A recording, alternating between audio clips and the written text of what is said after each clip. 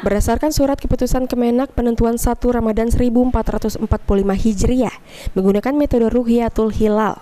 Untuk itu sidang isbat penetapan awal Ramadan sendiri serentak dilakukan pada 10 Maret 2024. Kepala Bidang Urusan Agama Islam Kanwil Kemenak Sumsel yang diwakili oleh Ketua Tim Kemasjidan Hisab Ruqyat Kanwil Kemenak Sumsel, Wendy Herianto mengatakan, Ru'yatul Hilal awal puasa akan dilakukan di Hotel Arya Duta Palembang.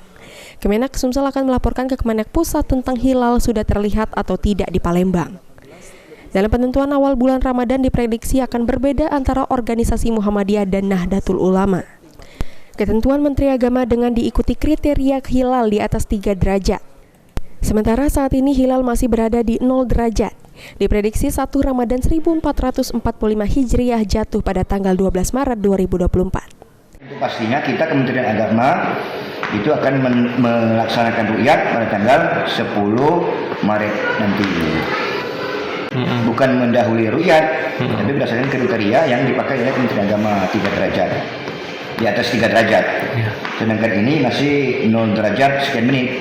Jadi kemungkinan bulan Ramadan tahun ini insya Allahnya jatuh pada hari Selasa 12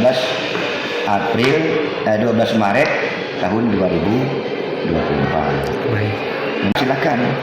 Misalnya nanti Muhammadiyah sudah mengumumkan langsung bahwa tanggal 11 mereka sudah puasa, pemerintah kemungkinan nanti akan mengumumkan bahwa puasa tanggal 12, silakan keyakinan. Jadi kita Meskipun hari awal puasa diprediksi berbeda antara organisasi Muhammadiyah dan Nahdlatul Ulama, namun pada hari raya Idul Fitri nanti diyakini akan sama, yaitu bersamaan tepat pada 10 April 2024.